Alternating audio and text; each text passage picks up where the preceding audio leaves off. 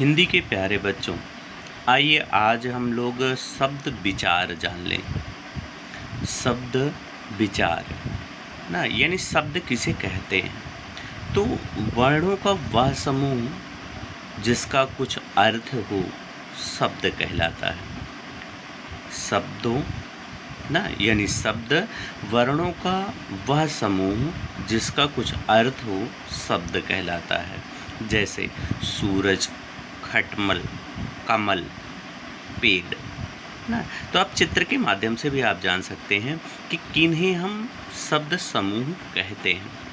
तो किन्हें कहते हैं? वर्णों का वह समूह जिसका कुछ अर्थ हो। तो वर्ण के बाद हम लोग शब्द विचार पर चर्चा कर लें और ये जान लें कि शब्द के कितने भेद हैं, शब्द कितने प्रकार के होते हैं ना। तो शब्द उत्पत्ति ना, उत्पत्ति के विचार से शब्द 4 प्रकार के होते हैं।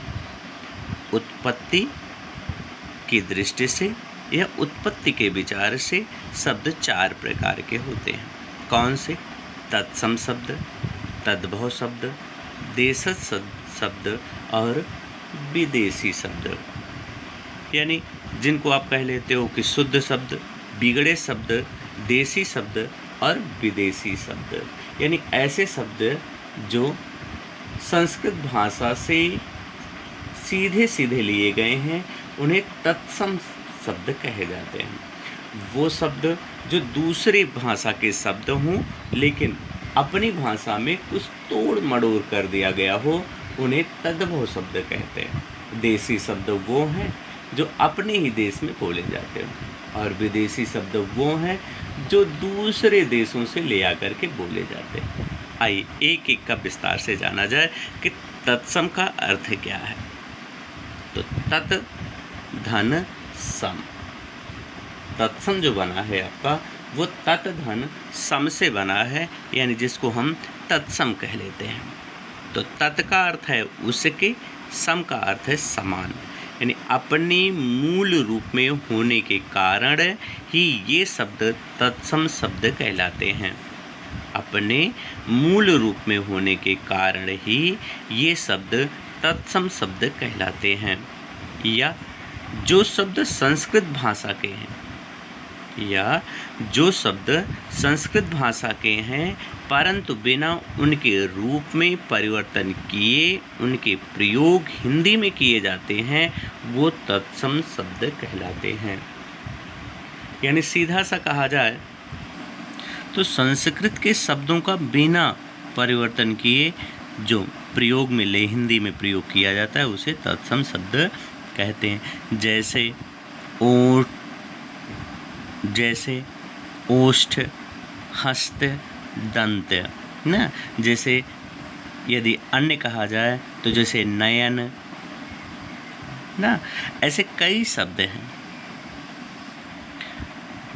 तत्सम के पश्चात तद्भव यदि कहा जाए तो तद्भव, तद माने उसके, भव माने पैदा होना।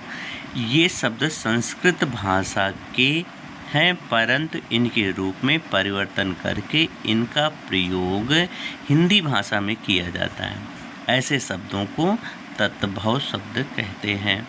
यदि दूसरे रूप में कहा जाए तो संस्कृत शब्दों के विकृत रूप को जब प्रयोग किया जाता है तो उन्हें तद्भव कहते हैं। जैसे हाथ, दूध, होंठ, दांत ना।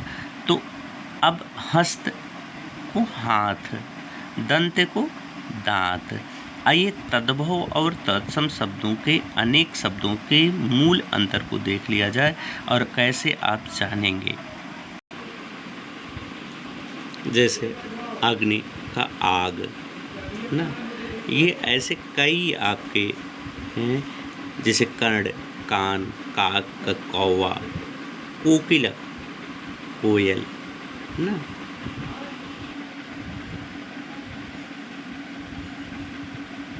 घृत, घी ना। आलस्य, आलस, चरण, चरण ना।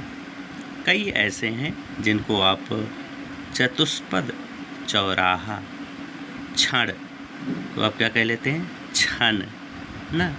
कच्छप कछुआ ना। ऐसे कई हैं, जैसे कारपट आप कह लेते हैं कि कपड़ा। कूप कुआं, दसम दसवां। तो कई ऐसे शब्द हैं जिनका आप प्रयोग करते हैं।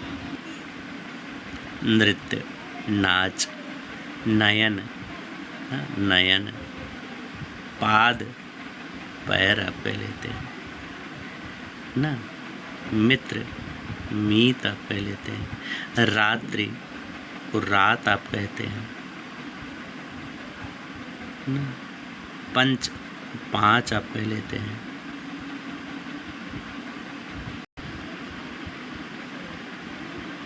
शुष्क को सूखा आप कह लेते हैं। स्वसुर को ससुर कह लेते हैं। स्थल को थल आप कह लेते हैं। नक्षत्र को नखत आप कह लेते हैं।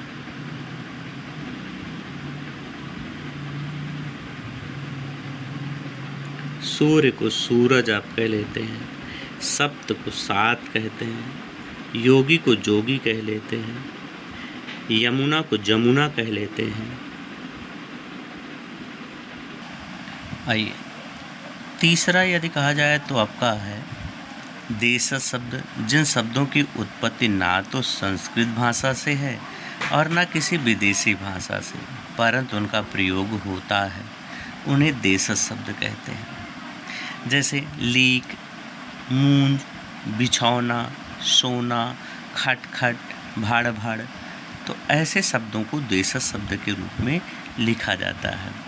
और विदेशी शब्दों में यदि कहा जाए तो विदेशी शब्द हमारे देश में समय समय पर विदेशी जातियां आती रही हैं। उनकी भाषाएं से बहुत से शब्द हिंदी में आ गए, वे विदेशी शब्द कहलाते हैं।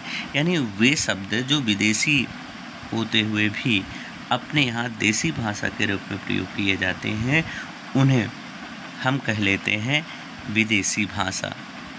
जैसे अपने यहाँ फ्रांसीसी भी बोली जाती है, पुर्तगाली भी बोली जाती है, अंग्रेजी भी बोली जाती है, आदि अनेक ऐसे शब्दों, ऐसी भाषाओं का प्रयोग किया जाता है जो ऐसा प्रतीत होता है मानो वो हिंदी की ही भाषा है।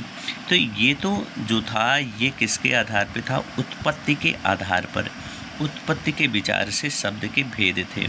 आइए अब शब्द के भेद देखा जाए अर्थ की दृष्टि से। अर्थ की दृष्टि से शब्द दो प्रकार के होते हैं, सार्थक और निरर्थक।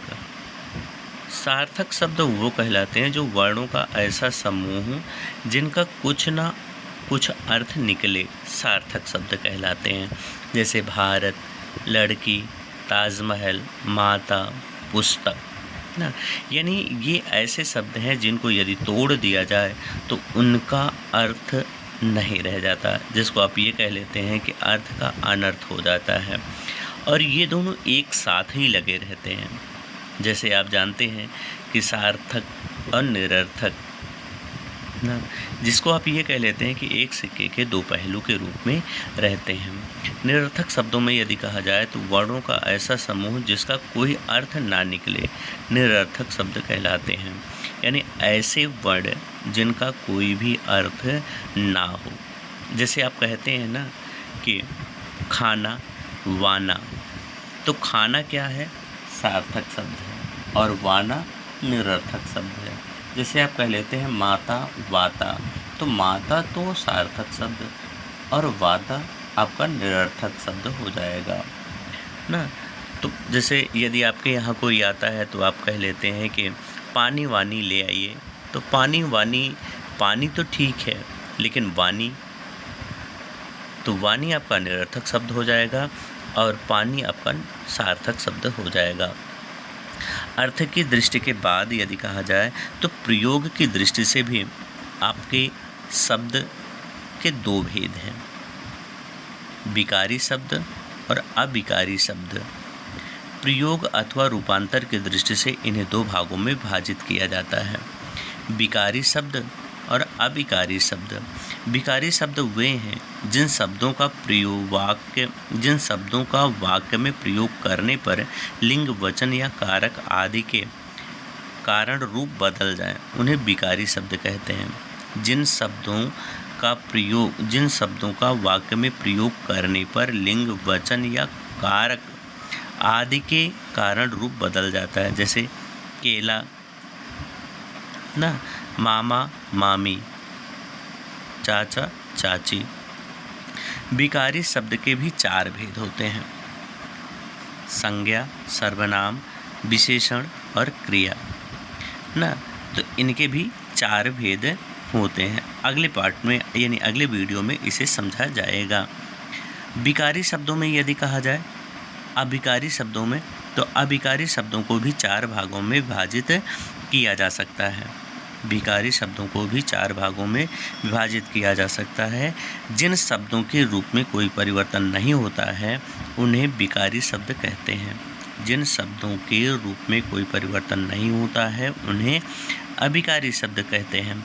जैसे जिनको आप योजक शब्द भी कह सकते हो, जैसे कह लेते हैं परंतु, तथा, यदि, और, लेकिन।